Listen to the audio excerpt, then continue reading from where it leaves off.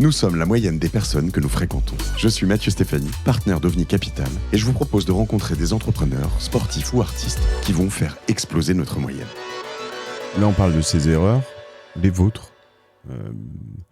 Quelles sont les plus belles gamelles, les plus beaux gadins d'Édouard Philippe par Édouard Philippe? J'en ai fait des erreurs. J'en ai fait quand j'étais Premier ministre. J'en ai fait avant d'être Premier ministre. Et j'en ai probablement fait, j'en referai sans doute, après être Premier ministre. Quand vous êtes dans la vie, que vous prenez des responsabilités, que vous prenez des décisions, il faut s'attendre à ce que parfois vous vous plantiez. Hein. Ça, c'est pas agréable. C'est inhérent. Mais les seuls types qui se plantent jamais, c'est ceux qui font rien. Hein. Ça, c'est sûr que quand vous êtes sur le canapé à commenter les conneries des autres, vous les trouvez facilement. Alors cela dit, je dis pas que c'est pas grave, hein, mais d'abord il faut apprendre de ses erreurs et puis il faut surtout les corriger. Donc oui, bien sûr, j'en ai fait. Et elles peuvent être ça peut être des erreurs d'appréciation, ça peut être des erreurs d'expression, de choix des mots parfois. Bien sûr que j'en ai fait. Il y a des choses que je maintiens sur le fond, mais que je ne ferai plus pareil. On me reproche beaucoup la décision que j'ai prise du 80 km/h sur les routes bidirectionnelles sans séparateur central. C'est une décision que j'ai prise parce que je voyais les chiffres de la mortalité sur les routes remonter. Et parce que je trouve dingue qu'on s'habitue à ces chiffres.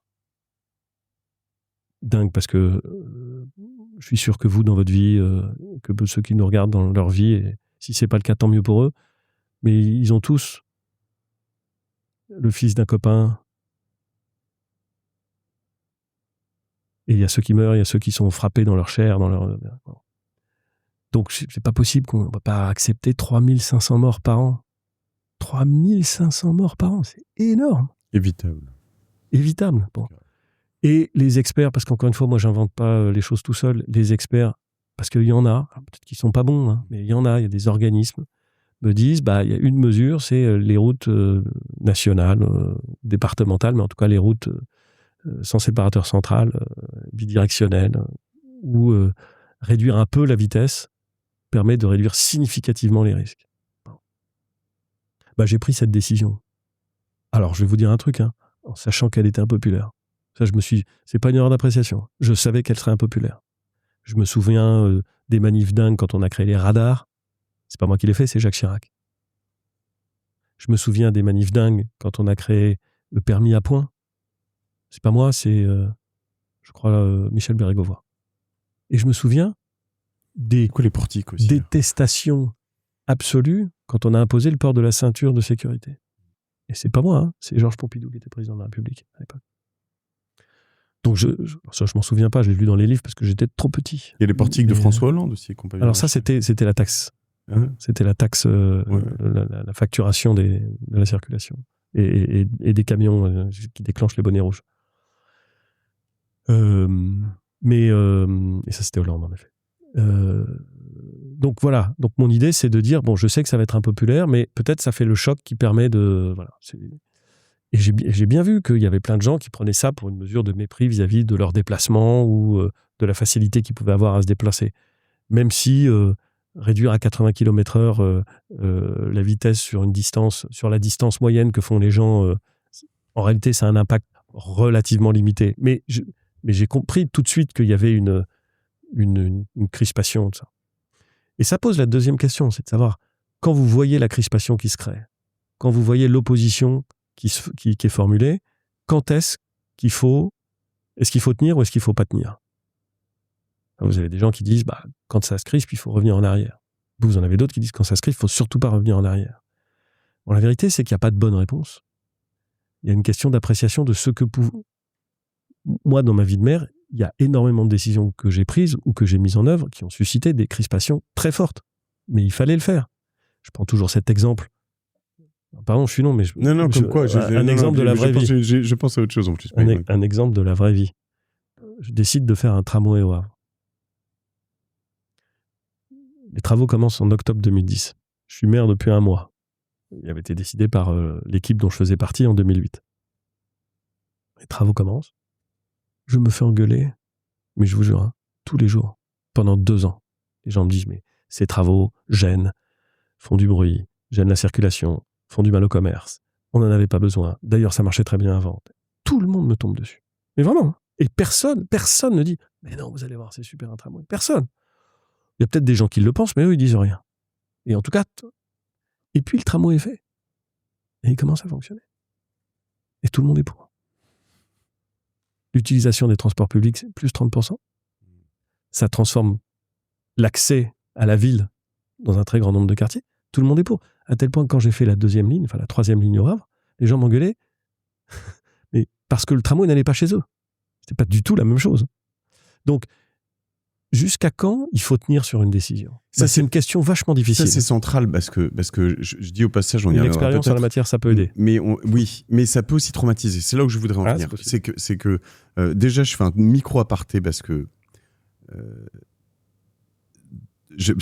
Clem m'a dit qu'il fallait pas que je raconte ma vie, mais je raconte ma vie 2 secondes. Je jouais au hockey sur glace quand j'étais petit. Dans la Ligue de Normandie, il y avait 5 patinoires. Il y avait Cherbourg, Caen, Rouen, Louviers et Le Havre. Ouais. Et je venais donc au Havre assez souvent. Ouais.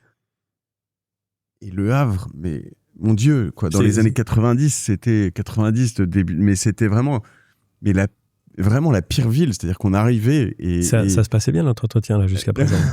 non, justement, j'y viens parce que j'ai tellement de potes aujourd'hui qui achètent un appartement au Havre, mais je suis choqué. C'est-à-dire, je me dis, mais qu'est-ce que tu veux foutre au Havre ? Enfin, non, mais je le sais, mais c'est devenu cool. Mais je sais. Mais c'est pour ça que j'y viens, bravo. C'est pas simplement devenu cool, ça s'est transformé. LH, comme on dit. Attendez, c'est vous qui en avez parlé. Hein. Oui, non, mais donc... Moi, je vais vous dire un truc là-dessus. Moi, ma vie politique, mon expérience politique, c'est pas 5 années au Parlement. Mon expérience politique, c'est adjoint au maire au Havre depuis 2002. Je vous dis une bêtise. Depuis 2001. Ça fait 25 ans. Pendant 9 ans, j'ai été adjoint au maire. C'était en même temps que le privé, ça, au début, alors, du coup. Vous étiez avocat et... Ok, on reviendra vite fait sur le privé si on a le temps, mais ouais. De 2001 à 2010, je suis adjoint au maire d'Antoine Ruffnac. Et de 2010 à aujourd'hui, je suis maire. Mon expérience politique, essentielle, bien plus importante encore que 3 années Premier ministre, qui est une très belle expérience, c'est avoir participé et organisé la transformation de cette ville. Et c'est une vraie transformation. Transformation parce qu'on a créé des équipements, parce qu'on a rénové des lieux, parce qu'on a fait venir des investissements privés. Et j'y tiens. La mesure du succès quand vous faites un investissement public, c'est est-ce que ça justifie qu'ensuite il y ait des investissements privés qui viennent. Quand vous faites la rénovation d'un quartier, la rénovation d'une place, vous voyez le succès si des investisseurs privés viennent construire derrière ou viennent s'installer. Parce que ça veut dire qu'ils y croient, ça veut dire que c'est ça la mesure du succès. Donc c'est une des mesures du succès, pas la seule, mais c'est une des mesures du succès. Et pourquoi je vous dis ça ? Parce que, croyez-moi, transformer une ville, changer l'image d'une ville, pas simplement en disant on va changer l'image, mais en changeant la réalité pour que l'image qu'on s'en fait soit transformée. D'une ville comme Le Havre, c'est pas facile. Et donc, quand je dis que on est capable de transformer en France des choses, même si c'est pas simple, même si au début on n'y croit pas, même si les gens disent il nous dit ça mais c'est pas vrai, c'est possible. Moi, mon expérience politique, c'est ça. C'est la transformation d'une ville. Et pas d'une ville riche avec plein de moyens. Hein. C'est pas riche, Le Havre. Hein. Vous vous en souvenez, hein. Non, c'est pas riche, c'était vraiment la ville industrielle. Quand je dis dégueu, c'est vraiment on rentrait. Non, mais à l'époque, je sais pas, ça a changé, mais c'était vraiment, ça me choquait. On passait par le pont de Normandie à l'époque, ou le pont de Tancarville, je crois même avant. Le pont de Normandie a été inauguré en 95. Ouais, je sais pas. Avant, moi, j'étais même près pont de Normandie, Tancarville avant. Hein. Et donc, on arrivait, mais c'était vraiment à chaque fois, ça me choquait. La patinoire a peut-être pas été refaite. Je sais pas si elle existe toujours, mais en tout cas. Elle a été totalement refaite. Voilà. Non, c'est vrai, elle a été totalement refaite. Et à Cherbourg, il y a plus de patinoire, par exemple. Hein, donc c'est quand même. Et en fait, c'est assez choquant d'avoir vu cette transformation. Donc bravo pour ça. Moi, ce qui peut m'interpeller, ou la question que je peux me poser, c'est qu'étant déçu potentiellement d'un certain nombre de vagues politiques au niveau national, peut-être que depuis que je suis né, en fait, les unes après les autres, je me dis, mais qu'est-ce qui fait que ces 80 km/h qu'ont généré les gilets jaunes, aujourd'hui vous arrivez en disant dans votre livre et un peu partout, il faut tout changer, je suis en colère, etc.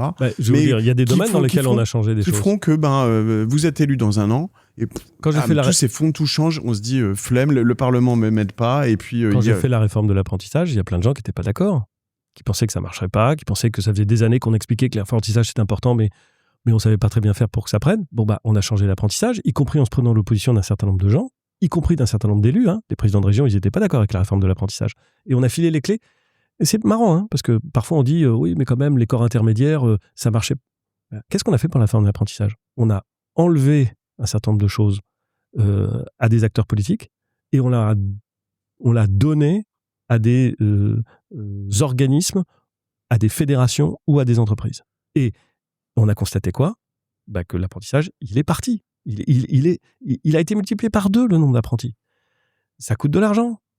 Et le mécanisme tel qu'on l'a créé, il peut évidemment être amélioré. Alors ça, j'ai aucun doute là-dessus. Moi, je ne suis pas en train de vous... Vraiment, ce serait dingue de vous dire ça.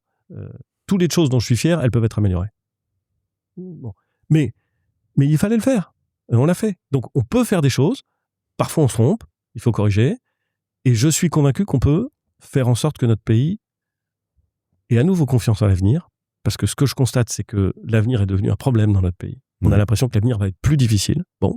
Donc il faut accepter l'idée qu'on prend les décisions qui nous permettent de regarder l'avenir avec confiance. Moi, si je devais résumer ça en une idée simple, je dis, réglons les problèmes compliqués que seul l'État peut régler tout de suite. Et les Français vont inventer la vie qui va avec. Le jour où on a réglé le problème de l'école, le jour où on a réglé le problème du financement de la modèle social, de la justice, et quelques éléments liés à santé, transformation, ce jour-là, tout n'est pas réglé. Mais les Français vont inviter la vie qui va avec parce qu'ils seront plus prospères, s'ils ont un système plus productif et un système plus compétitif. Ils auront une école qui fonctionne mieux. Franchement, il faut faire confiance aux Français pour inventer la vie qui va avec. Il ne faut pas faire confiance au président de la République, quel qu'il soit, pour régler tous les problèmes. Il ne peut pas. En revanche, il peut dire ça, c'est les essentiels, et ça, je veux les régler. Et voilà comment je vais faire.